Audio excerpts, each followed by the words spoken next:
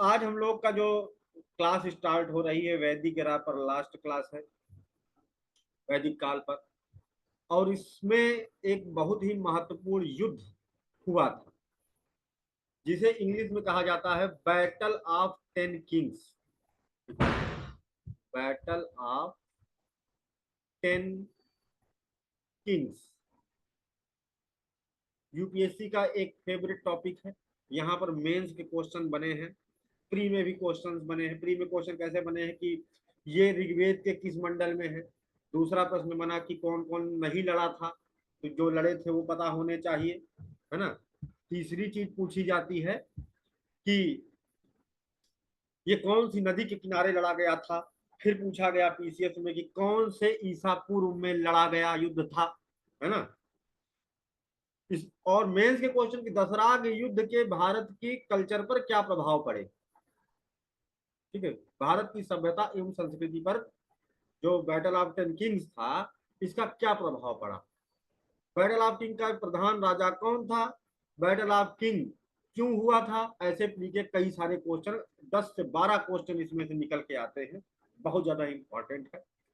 और आपको मैं ये लिखने के लिए क्लास के बाद में आपको ये क्वेश्चन अभी जान लो क्या लिखना है, पूरी क्लास समझनी है, उसी हिसाब समझना कि दसराग युद्ध का भारत की सभ्यता एवं संस्कृति पर क्या प्रभाव पड़ा। Effect of battle of 10 kings on the civilization and culture of the ancient India. कैसे चेंज कर दिया इसे। ठीक है, तो यहां पर ये देखिए, इसके पुरुषणी नदी यानी रावी नदी के तट पर ये युद्ध लड़ा गया था। रावी सतलज की एक, सॉरी, इंडस नदी की एक सहायक नदी है ना। दो ठो राजा, एक थे राजा सुदास, है ना। ये किसके किसके बीच लड़ा गया, राजा सुदास और 5 आर्य राजा थे और 5 थे म्लेच्छ अनार्य ट्राइबल जो थे, वो यूनाइट हुए और युद्ध किए। युद्ध का परिणाम क्या हुआ था कि अकेले राजा सुदास, यानी कि एक तरह का ये विश्व युद्ध है, अकेले राजा सुदास ने, है ना, इस विश्व युद्ध में इन 10 राजाओं को पराजित कर दिया। अब यहाँ पर एक बात आती है कि आखिर ये युद्ध हुआ क्यों था। गाय के कारण हुआ था। प्राचीन काल में ज्यादातर जो युद्ध हुए थे वो गाय के लिए और गाय के कारण हुए थे, इसको ध्यान रखना। गाय इतना इंपॉर्टेंट था। आप लोग जब कल क्वेश्चन लगा रहे थे, बड़ा बढ़िया क्वेश्चन किसी ने भेजा था, है ना, यूपीएससी ग्रेड का क्वेश्चन था कि प्राचीन काल में अधिकतर युद्ध क्यों हुए थे, तो अधिकतर युद्ध गाय के कारण हुए थे। ठीक है, ये चीज आपको ध्यान रखना है। तो इसको आप ऐसे समझिए कि जब आर्य लोग आकर के भारत में सिंध नदी के किनारे सेट हो गए थे,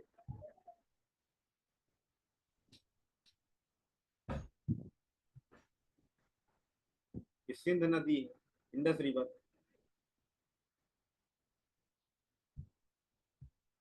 ठीक। तो काबुल नदी है, आती है अफगानिस्तान से, काबुल जो सिंध से मिलती है, कहाँ मिलती है, अटक में। ये जाकर फिर पढ़ोगे, अटक याद रखो, बस अटक में अटक जाती है।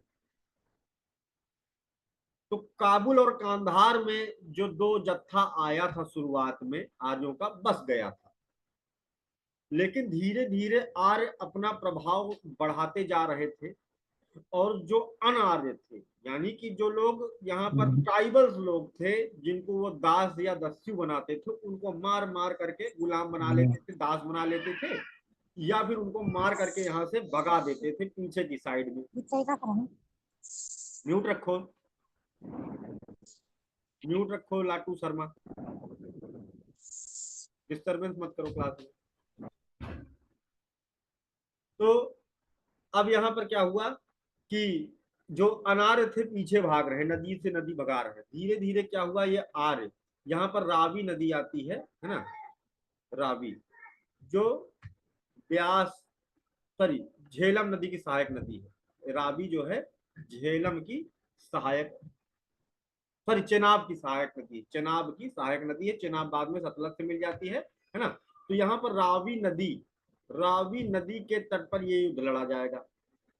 धीरे धीरे क्या था कि लोग उनको पीछे भगाते जा रहे थे और कहते थे कि ये नदी हमारी है, तुम इसका पानी इस्तेमाल नहीं कर सकते हो। लेकिन वो लोग एडजस्ट किए हुए थे। रावी नदी के इस साइड में अनार्य रहने लगे थे और इस साइड में पूरा आर्यों का साम्राज्य बस गया था। बीच बीच में वही अनार्य रह रहे थे जो इनकी दासता, इनकी गुलामी स्वीकार कर लिए थे और जो कबीले इन आर्यों को टैक्स दे रहे थे। आर्य आपस में भी लड़ा करते थे, आर्यों के आपस में भी शत्रु हुआ करते थे। ऐसा नहीं कि आर्य सारे आर्य कबीले आपस में एक दूसरे से मित्रता की भावना रखे हुए थे, है ना। आपस में झगड़ा भी होता रहता था इन लोगों का। ज्वेलर्स हर जगह रही है हमेशा, है ना। जैसे छत्री छत्री राजा भी आपस में लड़ा करते रहते थे, वैसे ही आर्य आपस में लड़ा करते रहते। तो यूनिटी उतनी अच्छी नहीं थी। अब यहाँ पर जो ये युद्ध हुआ था, दो बाबाओं के कारण हुआ था। एक थे विश्वामित्र, बहुत बड़े ऋषि थे। जन्म से छत्री थे, लेकिन कर्म से ये ब्राह्मण थे। दूसरे थे वशिष्ठ। इन दोनों की कभी पटी नहीं, है ना। वशिष्ठ और विश्वामित्र की जंग थी कि एक कहता था कि मैं सबसे बड़ा बाबा हूं, दूसरा कहता था कि नहीं मैं सबसे बड़ा बाबा हूं। तो इन दोनों के बीच बाबागिरी की जंग थी। विश्वामित्र जो आर्यों का एक सबसे बड़ा कबीला था, सबसे बड़ा आर्यों का कबीला था, जिसका नाम था भरत कबीला। भरत कबीला बाद में यही कबीला बड़ा होकर के, है ना, आगे भारतवर्ष की स्थापना करेगा। इसी कबीले के थे, इनका क्या नाम था वो, दुष्यंत और कुरु डायनेस्टी जो थी, है ना, कौरव पांडव ये सब इसी कबीले के थे, है ना। तो भरत कबीला सुदास का कबीला था। सम्राट थे यहाँ के राजा सुदास, और राजा सुदास के पुरोहित थे विश्वामित्र। ठीक है। यहाँ पर वशिष्ठ के पास एक गाय थी। ठीक है। इनको शादी में दहेज में प्राप्त हुई थी देवताओं के द्वारा, है ना। वो कामधेनु गाय की पुत्री थी। कामधेनु गाय के बारे में कोई बताए।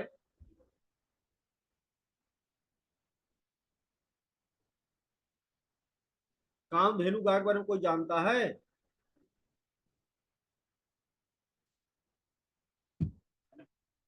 गाय का नाम था नंदिनी। एक ऐसी दैव गाय थी, दैविक गाय थी, है ना, कामधेनु, जिससे जो भी मांगो वो तुरंत पैदा कर देती थी, दे देती थी। ठीक है। ऐसी गाय जो कुछ भी मांगो वो दे देती थी। नंदिनी उसी की बेटी थी। दिव्य गाय थी, जो कि वशिष्ठ को शादी में प्राप्त हुई थी। विश्वामित्र की निगाह वशिष्ठ की इस गाय पर थी, नंदिनी गाय पर थी। तो एक बार विश्वामित्र ने वशिष्ठ से कहा कि देखो ये गाय हमें दे दो, क्योंकि हमारे के हम ज्यादा योग्य हैं इसके। उन्होंने नहीं दिया। तो विश्वामित्र ने क्या किया कि वशिष्ठ की गैया चुराने की कोशिश की, वशिष्ठ की गाय चुराने की कोशिश। वशिष्ठ ने क्या किया कि इनको देख लिया गाय चुराते हुए, और उसके बाद युद्ध हो गया। विश्वामित्र छत्री थे, इन्होंने ब्रह्मास्त्र निकाल लिया। लेकिन इनके पास तो ब्रह्मास्त्र था विश्वामित्र के पास, है ना।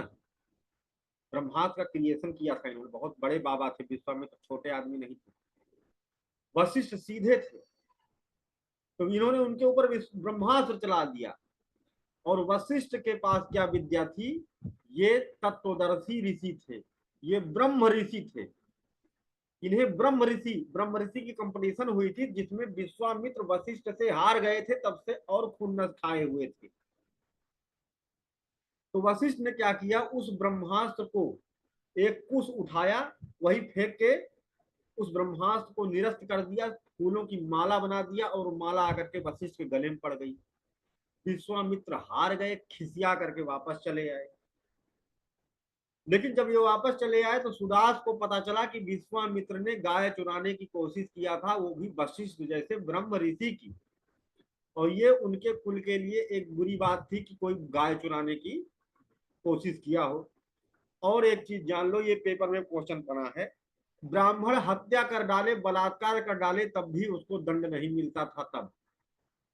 बाकी सबको तो घोर दंड थे, लेकिन ब्राह्मण को हत्या पर भी दंड नहीं था उतना बड़ा। लेकिन एक चीज पर ब्राह्मण को मृत्यु दंड था, वो था गाय की चोरी। हत्या करने पर निर्दोष, या थोड़ा सा कोई पेनाल्टी लगा दी जाएगी, लेकिन गाय की चोरी करने पर ब्राह्मण को मृत्यु दंड दिया जाता था, क्योंकि ब्राह्मण एक ही अपराध करता था ज्यादा, वो था गाय की चोरी। सोचो गाय कितनी ज्यादा हाईलाइटेड चीज थी उस समय।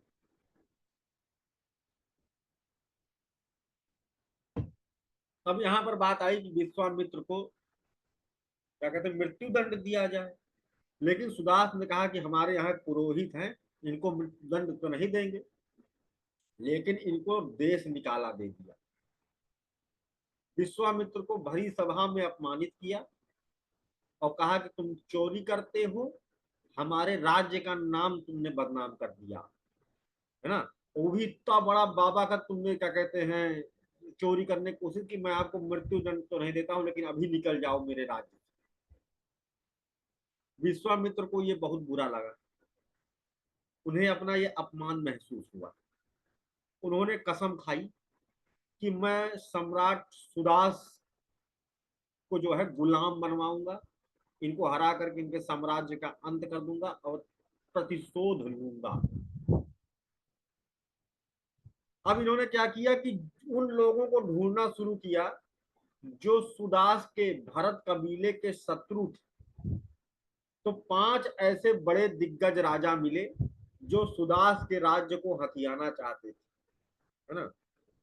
त्रुहु, पुरवसु, तुरु, उरु, है ना, ये सब वो थे। और 5 म्लेच्छ कबीलों को, जो छोटी जात के लोग थे, उनको बरगलाया कि देखो ये सुदास अपना राज्य बढ़ाता जा रहा है, कबीले के लोगों के ऊपर ये कितना अत्याचार करता है, इसको तो मतलब भगा देना चाहिए, इसको हटा देना चाहिए, नहीं तो आने वाले समय में तुम सबको गुलाम बना लेगा सुदास। तो तुम सब यूनाइट हो जाओ सुदास के अगेंस्ट में और सब लोग मिल करके इसको पराजित करो, तभी ये हार जाएगा। विश्वामित्र की बातों में 5 म्लेच्छ कबीले जो बड़े सरदार थे वो भी आ गए, और 5 जो सुदास से नफरत करते थे, इनका राज्य हथियाना चाहते थे, आर्य। तो 5 आर्य और 5 म्लेच्छ, है ना, दोनों इकट्ठा होकर के, मतलब कुल 10 राजा लड़े। कितने राजा थे वैसे इसमें, बैटल ऑफ टेन किंग में कितने राजा लड़े थे? 11। भाई सुदास को भी तो जोड़ो, है ना, सुदास को भी जोड़ो। 10 प्लस 10 ये आपस में भिड़ गए, युद्ध शुरू हो गया। अब बात आती है कि विश्वामित्र ने इनको ट्रेनिंग कहां पर दिया था युद्ध की, उन लोगों को। तो माउंट आबू पर, राजस्थान में है, कौन सी, माउंट आबू, अरावली का पहाड़ी, माउंट आबू पर ट्रेनिंग कैंप बनाया था। और वहां पर इन 5 आर्य और 5 अन आर्यों को इन्होंने युद्ध के बारे में लाटू तुम अपना वीडियो आप करो पहले तो, और कुछ लिखो मत इसमें। सुनाई दे रहा है तुम्हें? वीडियो आप कर लो, डिस्टरबेंस हो रहा है कुछ बच्चों, और लिखो मत उस पर। हाँ, तो माउंट आबू पर इनको बुला लिया, सबको ट्रेनिंग देना शुरू कर दिया। ऋग्वेद के 7वें मंडल में, याद रखना कौन से मंडल में वर्णन है इस युद्ध का, ऋग्वेद के 7वें मंडल में। ये तो नहीं पूछेगा मान लो, लेकिन 7वां मंडल पूछा गया है, याद रखना 7वें मंडल में इसका वर्णन होता है। अब क्या था कि जो आर्य लोग थे, जो अपने आप को, ये सूक्ति है जिसमें दशराग युद्ध का वर्णन मिलता है, आपको याद रखने की जरूरत नहीं। जिससे पुष्टि होती है कि हाँ ये युद्ध हुआ था। अब ये जो लोग थे युद्ध में शामिल हुए, जिन 10 लोगों को इकट्ठा किया गया था विश्वामित्र के द्वारा, ठीक है। अलीन कौन से वंश से सुदास थे? तुत्सु। तुत्सु वंश के थे, कबीले का नाम था भरत कबीला। कबीला का नाम था भरत और वंश था तुत्सु, सॉरी त्रित्सु नाम के वंश थे, ये पूछा जा सकता है। अब क्या थे कि अलीन, अनु, भृगु, भालन या भल्लानस, द्रुहयु, मत्स्य राजस्थान वाला जो किंगडम था, परशु, उरु और पड़ी, ये 10 राजा थे, जिसमें 5 म्लेच्छ थे और 5 थे आर्य राजा। अगेंस्ट में लीडर कौन था इनका? इन सब का लीडर थे ये पुरु, इन 10 का भी एक लीडर था पुरु, ठीक है। या और पुरु वंश के जो उस समय राजा थे उनका नाम था संवरण, राजा संवरण। यानी एक तरफ भरत कलेन के त्रिक्षु वंश के राजा सुदास, दूसरी तरफ पुरु वंश के संवरण राजा, जिनके साथ 9 और लोग हैं और गाइड कर रहे हैं विश्वामित्र। उधर सुदास ने अपना पुरोहित किसको बना लिया? वशिष्ठ को। तो बात आती है, एक क्वेश्चन बना था कि दशराग युद्ध के समय भारत कबीले का राजा कौन, पुरोहित कौन था? तो वहां आंसर होगा वशिष्ठ, ना कि विश्वामित्र, ठीक है। तो ये 10 लोग इकट्ठा हो गए। अब यहाँ पर एक दिक्कत थी कि जो लोग आर्य थे वो म्लेच्छ जो 5 लोग थे, म्लेच्छ जो ट्राइबल लोगों के जो हेड थे, उनके साथ साथ में बैठ करके मीटिंग नहीं करते थे। उनको कहते कि ये गंदे लोग हैं, अशुद्ध लोग हैं, हम तो भैया इनके साथ मीटिंग नहीं करेंगे। छुआछूत भेदभाव। वहीं पर जो आर्य सैनिक थे वो अनार्य सैनिकों के साथ में मिलकर के युद्ध करने में अपनी इंसल्ट महसूस कर रहे थे। और एक तो जब युद्ध हुआ पहला दिन, तो उसमें बुरी तरह से इनकी आधी सेना खत्म हो गई। यूनाइट होकर के नहीं लड़ोगे तो यही होगा। अब विश्वामित्र चिंतित हो गए, उन्होंने मीटिंग बुलाई और कहा भाई तुम लोग क्यों नहीं इतने, तुम वो सब लोग मिल करके एक अकेले आदमी को नहीं हरा पा रहे हो, ये कैसे, है ना। युद्ध रावी नदी तट पर लड़ा गया था, ठीक है। तो उन्होंने कहा कि हम इन गंदे लोगों के साथ में मिल करके युद्ध नहीं करेंगे। तो उन्होंने कहा गंदे क्यों हैं? कहे कि आप अमित्र हैं। तो विश्वामित्र ने कहा कि ठीक है, मैं इनको पवित्र किए देता हूं। तो विश्वामित्र ने एक मंत्र की रचना किया म्लेच्छों के शुद्धिकरण के लिए, जिसे कहते हैं गायत्री मंत्र। गायत्री मंत्र की रचना किसने की? पेपर में पूछा गया है, विश्वामित्र ने, जो ऋग्वेद के 3रे मंडल में है, ठीक है। ऋग्वेद के 3rd मंडल में गायत्री मंत्र है। और गायत्री मंत्र क्यों बनाया गया है, ये भी पेपर में पूछा गया है। तो उसमें ऑप्शन जो दिए गए थे, उसमें ऑप्शन था कि सविता देव की उपासना के लिए, दूसरा ऑप्शन था सूर्य देवता की उपासना के लिए, तीसरा ऑप्शन था म्लेच्छों के शुद्धिकरण के लिए, चौथा ऑप्शन था क्षेत्रीय महामारी को भगाने के लिए। तो उसमें ऑप्शन सही होगा म्लेच्छों के शुद्धिकरण के लिए इन्होंने किया था, ठीक है। हाँ, डेडिकेटेड किसको है? गायत्री मंत्र डेडिकेटेड है देवी सावित्री को। युद्ध के समय इन्हें सविता देव के नाम से, युद्ध के समय देवी को भी देवता के रूप में ही पूजा जाता था। सावित्री देवी को डेडिकेटेड है। और देवी सावित्री कौन है?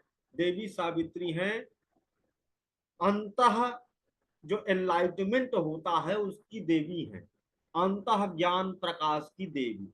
जिस तरह से सूर्य देवता भौतिक प्रकाश के देवता हैं, उसी तरह से देवी सावित्री अंतः प्रकाश की देवी हैं, अंतर्ज्ञान की देवी है ना, एनलाइटमेंट की देवी है। इसलिए कहा जाता है कि गायत्री मंत्र का जाप करने वाले को एनलाइटमेंट हो जाता है। सभी ब्राह्मणों को गायत्री मंत्र का जाप करने की बात कही जाती है। उसके ऊपर मैंने बताया था ना, एक वीडियो बनाया था, कितना गड़बड़ लोग गायत्री मंत्र जपते हैं, है ना? इस कारण से उनको लाभ नहीं होता, हानि अलग हो जाता है, कम उम्र में ही हार्ट अटैक हो जाता है ना। इसलिए हमने कहा था कि वीडियो जो है अपने माता पिता और लोगों को भी शेयर कर सकते हैं, जिससे उन्हें सुने और ज्ञान ले, जाने कि गायत्री मंत्र जो वो जप रहे हैं वो गड़बड़ जप रहे हैं, गलत गायत्री मंत्र जपने के नुकसान होते हैं। और विश्वामित्र ने खुद लिखा था धनुर्वेद, उसमें उन्होंने बताया। अब क्या हुआ, सर सही गायत्री मंत्र कहाँ लिखा हुआ है सर? मैंने वीडियो भेजा था, देखे थे नहीं देखे थे? जब तक तुम लोग कुछ सर कहाँ भी हो सर? जब तक तुम लोग कुछ सर वो जो एक सर यूट्यूब का वीडियो सेंड किए थे ना। सर क्या? सर सर आप बताए थे गायत्री मंत्र जो आप हम लोग पढ़ते हैं वो गलत पढ़ते हैं, उसको उल्टा पढ़ना है। हाँ लेकिन उसमें और सर यूट्यूब ओम पे नहीं आके होता आपने वो वीडियो तुम लोग बताया था। ओम सुनना। भी गायत्री मंत्र ही गलत है। जो हाँ हम लोग स्टार्टिंग से पढ़ते हैं ना, उसको उल्टा पढ़ना है, हाँ नीचे से ऊपर जाना ना कि ऊपर से नीचे। हाँ, लेकिन वो कीलित किया गया था, उसको रहस्य छुपाया गया था। मैं फिर से आज वीडियो भेज दूंगा, ठीक है। मैंने जो धार्मिक बातों के लिए एक अलग सर चैनल। इसका सर हाँ सर इसका सर जो अब इसका सर मतलब वो वेद में दिया गया है सर, ये दिया है ये? देखो भाई, जब तुमको मैं सारा सारा चीज उड़ेल दूंगा और उसके बाद भी तुम नहीं पढ़ोगे तो ऐसे प्रश्न आएंगे, है ना। मैं एक वीडियो भेजा था जिसमें सारा रहस्य खोला गया, एक एक चीज सबूत के साथ, है ना।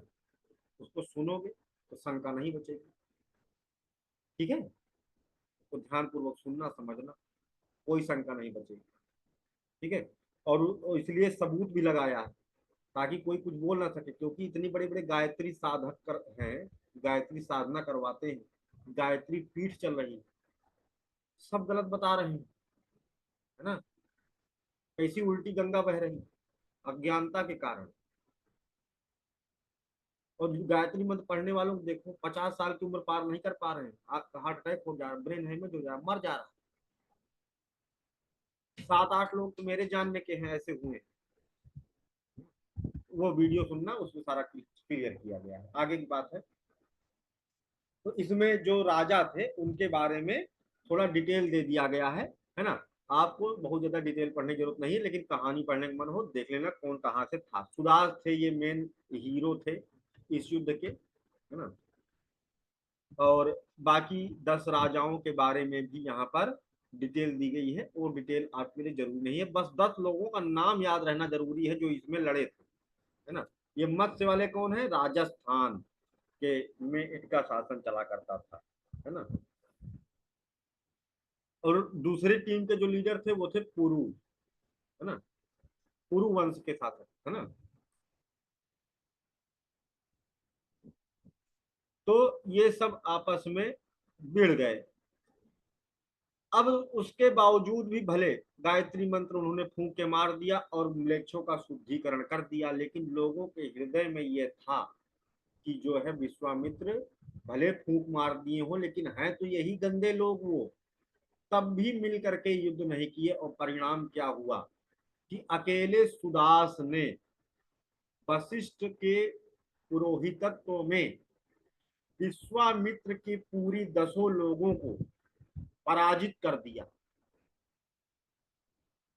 हरा दिया, है? और उसके बाद अब ये आर्य जो थे ये भारत के आंतरिक क्षेत्र में प्रवेश कर गए। अब इन लोगों को लगने लगा कि जब तक इन म्लेच्छों को पूरी तरह से समाप्त नहीं कर देंगे तब तक ये ऐसे ही संगठन बनाते रहेंगे। अब आर्य शक्ति ने भारत के उत्तरी भारत में दिग्विजय अभियान शुरू कर दिया कि जहां पर ट्राइबल लोग दिखाई देते थे वे मतलब ही उनके ऊपर अटैक कर देते थे, है ना। और उनके क्षेत्र के ऊपर कब्जा कर लेते थे। उनको लगता था आज नहीं तो ये कल हमारे ऊपर अटैक करेंगे, इससे पहले इनको मार डालो, खत्म कर दो इन्हें। अब इस तरह से आर्य लोग आपके उत्तर भारत के क्षेत्र में पूरा कब्जा फैला लिए। और उत्तर प्रदेश को, पहले सिंधु घाटी के उधर रहते थे, अब आ गए सब इधर इंटरनल पार्ट में आ गए इंडिया के। उत्तर प्रदेश को इन्होंने अपना हेडक्वार्टर बनाया और उसका नाम रखा आर्यावर्त, आर्यावर्त नाम रखा। यूपी से अब सब कुछ होने लगेगा और चारों दिशाओं में अपनी क्या कहते हैं सेना भेज भेज करके दिग्विजय करते थे, चारों तरफ सेनाएं भेज करके दिग्विजय करते थे यज्ञ के माध्यम से। अभी वो उसके बारे में बताएंगे, ठीक है। तो इस तरह का चीजें ये लोग करने लगे अपना। धीरे धीरे उत्तर भारत में आर्यों की पूरी पैठ बढ़ गई, और उसके बाद ये दक्षिण भारत की तरफ भी पलायन करेंगे, लेकिन उतना नहीं कर पाएंगे, क्योंकि दक्षिण भारत में जो चोल वोल थे, बड़ा शक्तिशाली राजा थे, उनको पराजित करना बड़ा मुश्किल काम था। इसीलिए भारत में अभी भी जो पुरानी सभ्यता कहीं बची हुई है तो उसे तमिलनाडु माना जाता है ना। तमिल जो है वो एंशियंट पीरियड में आर्यों के पहले से है, ये माना जाता है, ठीक है। अब क्या था कि विश्वामित्र को लग गया कि ऐसे तो मेरा वचन जो था इन लोगों से सिद्ध नहीं होगा। विश्वामित्र क्या करने लगे, तपस्या। माउंट आबू पर इन्होंने तपस्या किया। अब ये भी बहुत ज्यादा इंपॉर्टेंट बात, माउंट आबू पर विश्वामित्र ने फिर से तपस्या करना शुरू किया, और हवन से 4 क्षत्रियों को पैदा किया, 4 राजपूत राजाओं को पैदा किया, जिनका टारगेट था कि जो सूर्य एवं चंद्रवंशी क्षत्रिय हैं इन्हें समाप्त कर दो। ये जो राजपूत राजा अग्नि से पैदा हुए थे विश्वामित्र के द्वारा किए गए यज्ञ से, उनके नाम है चोल, चालुक्य। इन पर पूरा इतिहास है, बड़ा बड़ा डायनेस्टी था ये, है। चोल, चालुक्य, चौहान यानी पृथ्वीराज चौहान का जो वंश था वो भी विश्वामित्र के द्वारा पैदा किया गया था। चोल, चालुक्य, चौहान और परमाल, आल्हा उदल जिस डायनेस्टी से थे, परमाल रासो लिखा गया था, चोल, चालुक्य, चौहान और परमाल। तो ये 4 राजा जो थे ये विश्वामित्र के अग्नि से पैदा हुए थे, इसीलिए इन्हें अग्निकुल क्लैन के क्षत्रिय कहा जाता है। फायर क्लैन, फायर क्लैन के क्षत्रिय इन्हें कहा जाता है। बहुत ज्यादा इंपॉर्टेंट है भाई ये, very very most important. Rajasthan PCS और एमपी पीसीएस में कभी पूछे गए हैं ये, है ना। उन क्षेत्रों में ज्यादा शासन किए हैं, दिल्ली पर शासन किए हैं चौहान, है ना। तो उधर ज्यादा पूछा जाता है, यूपीएससी में तो पूछा ही जाता है। ये विश्वामित्र ने इनको पैदा किया था अग्नि से, और इनको काम दिया जाओ मारो इन आर्यों को, आर्यों को पूरा सफाया कर दो। तो ये लोग सफल भी रहे सर ये क्या लिखे है सर? हाँ। सर ये सर ये क्या लिखे है सर अग्नि के नीचे? अग्निकुल क्लैन के क्षत्रिय, जिन्हें फायर क्लैन अंग्रेजी में कहेंगे, फायर क्लैन के क्षत्रिय थे, और इनको टास्क दिया कि जाओ भाई, है ना, तुम इन सबको समाप्त कर दो। इसके बाद भी विश्वामित्र नहीं रुके, इन्होंने अपना, इनको शक्ति मिल गई थी ना, पता चल गया था बनाते कैसे हैं, ब्रह्म ऋषि हो गए थे ये शक्तियों से। इन्होंने अपना अलग स्वर्ग बना दिया, अपना अलग नर्क बना दिया, अपना अलग पूरा लोक बना डाला, बनाते ही जा रहे थे। इंद्र डर गए, इंद्र सोचे कि हाय राम, ये तो ब्रह्मा हो जा रहा है, विश्वामित्र तो बवाल किए पड़ा है। और इंद्र से भी बहुत ज्यादा ताकतवर हो गए थे विश्वामित्र, तो इनसे लड़ नहीं सकते थे, तो अपनी अप्सरा को भेज दिया इनके पास, जिनका नाम था मेनका। मेनका आई विश्वामित्र के सामने, मंद मंद मुस्काई। विश्वामित्र पूजा पाठ कमंडलू रख करके उनकी मुस्कान में फंस गए, उनसे शादी कर लिए। अब जितना नौटंकीबाजी कर रहे थे ना, ये सब बना रहे थे, यू कर दिया, वो कर दिया, वो कर दिया, है ना, सब क्रिएशन खत्म। हाँ, एक और थे त्रिशंकु, इनके चेला, है ना, विश्वामित्र के चेला त्रिशंकु बने। त्रिशंकु कहाँ के राजा थे, कौशल डायनेस्टी, अयोध्या के राजा थे। इनके चेला बन गए। इन्होंने कहा गुरु जी आप मुझे स्वर्ग भेज दो, और उनको जीवित ही स्वर्ग भेज भेज दे रहे थे। और वहां से इंद्र ने अपना वज्र प्रयोग कर दिया, बीचे में लटक गए, ना वहां जा पाए ना यहाँ आ पाए, त्रिशंकु बीच में ही लटक गए, दो बाबाओं चक्कर, है ना। अब लेकिन इंद्र को इससे डर लग गया था, तो मेनका को भेज दिया, मेनका से शादी हो गया इनका। और उसके बाद जब इनका मेनका के चक्कर में फंसे रह गए, है ना, मेनका कभी इनको वहां घुमावे, कभी वहां घुमावे, कभी वहां घुमावे, है ना, जुहू बीच पर इनका पूरा चक्कर चलने लगा सब, तो उसी में मगन हो गए। इधर इंद्र ने अपने वज्र से इनके बनाए हुए जो स्वर्ग नरक थे सब खत्म कर डाला। अब कहाँ बाबा बना रहे थे इतना बड़ा बड़ा चीज, जब बाबा फंस गए तो संतान हुई तीन। एक थी शकुंतला, जिनका प्रेम हो गया था दुष्यंत से, कुरुवंश के राजा से, भरत कबीले के राजा आगे बनेंगे दुष्यंत। शकुंतला का प्रेम चक्कर हो जाएगा इनके साथ में, और दुष्यंत शकुंतला से संतान होगी भरत, जिनके नाम पर हमारे देश का नाम भारतवर्ष पड़ा। बाद में ये भरत जाकर के राजा बनते हैं, है ना, कुरुवंश के। और ये अश्वमेध यज्ञ करते हैं, जिससे कि पूरा साम्राज्य आगे बढ़ता है। दो संतानें और थी, लड़के चरक और च्यवन, सॉरी, चरक और सुश्रुत। सुश्रुत वो थे जो पहली सर्जरी किए थे, इन्हें फर्स्ट शल्य चिकित्सा, इन्हें शल्य चिकित्सा का जनक माना जाता है। इन्होंने लिखा था सुश्रुत संहिता। वहीं पर चरक ने आयुर्वेद पर ग्रंथ लिखा था, चरक संहिता। ठीक है, अब मैं फिर से लिंक भेजने जा रहा हूँ। आज 3 बार लिंक भेजूंगा, पूरा टॉपिक खत्म करेंगे, ठीक है। हाँ बोलो विकास। सर एक बार सर फिर से सर, मेनिका कौन थी सर? मेनिका और शकुंतला कौन है, दुष्यंत कौन है सर, थोड़ा सा बता दीजिए। फिर से लिंक भेज रहा हूँ, बताता हूँ, ठीक है। आगे कहानी नेक्स्ट एपिसोड में।